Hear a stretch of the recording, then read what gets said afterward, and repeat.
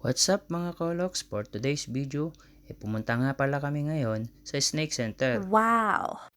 Dito nga makikita natin ang iba't ibang uri ng ahas. Umpisahan natin dito sa mga buto ng ahas. Tara at samahan nyo ako mag-ikot-ikot dito sa Snake Center.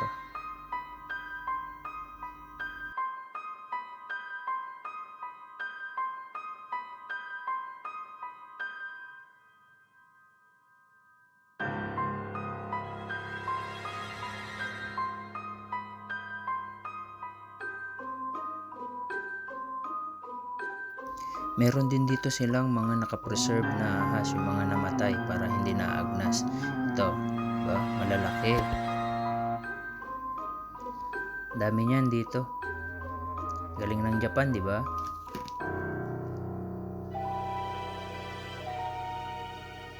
Ayan pa. Ito pa mga puti. Ito, malaki din to.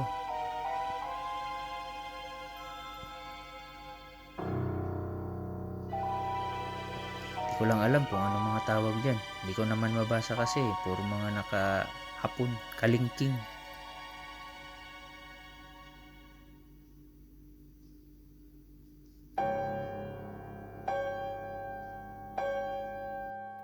At dito naman sa part na ito, andito ay yung iba't ibang klase ng ahas na inaalagaan nila dito sa Japan.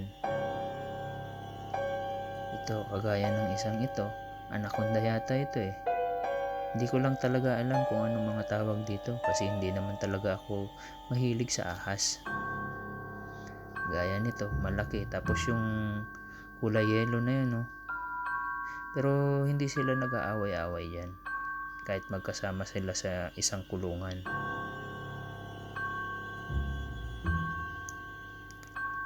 Itong isa naman na to, tulog na tulog pero mahaba din siya.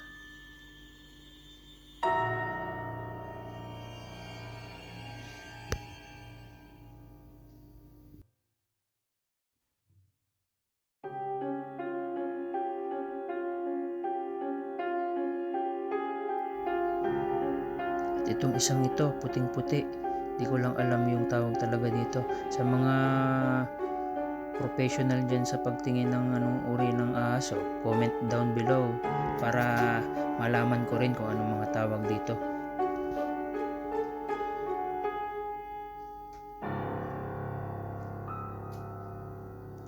Ito ganito, parang ordinary ito ng ganito.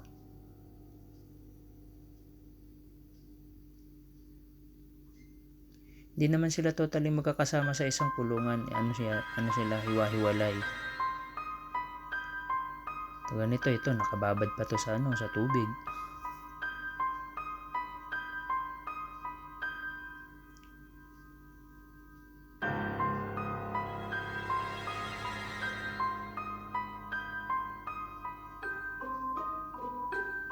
Ito malaki din tong isang to.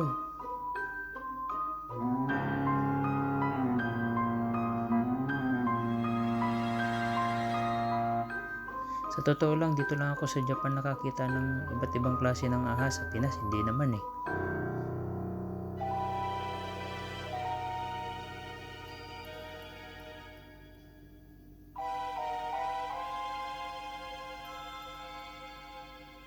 Oh, ito rattlesnake ito. Alam ko to kasi yung buntot niya yung parang anong klase ang tawag dyan? Hindi ko alam.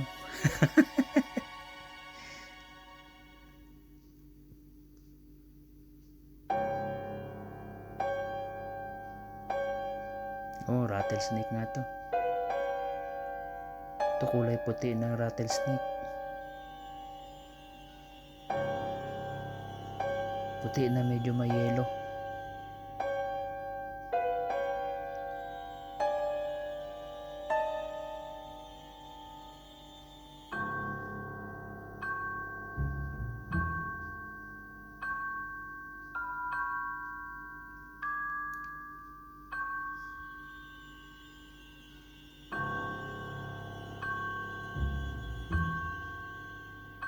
At ito yung bida ng ating video, ang king cobra.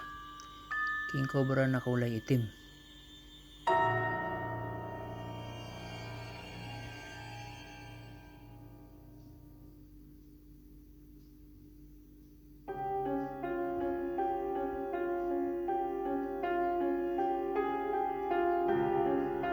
kulay green.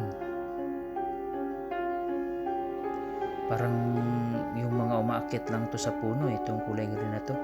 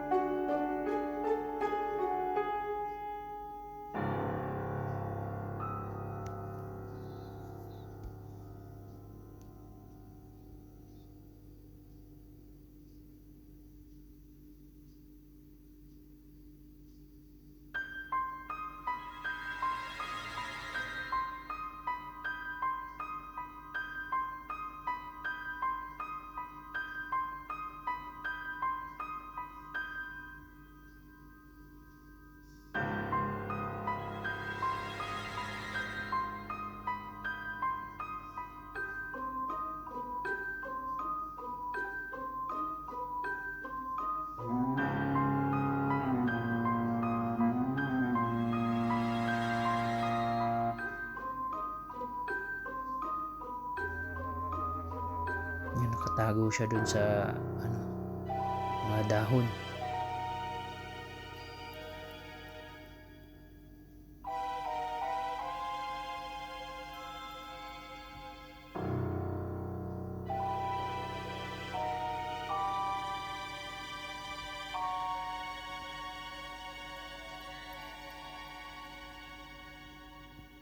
Ito na nga pala uli yung king cobra.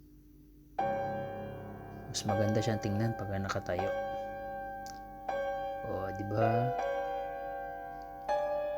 Shhh.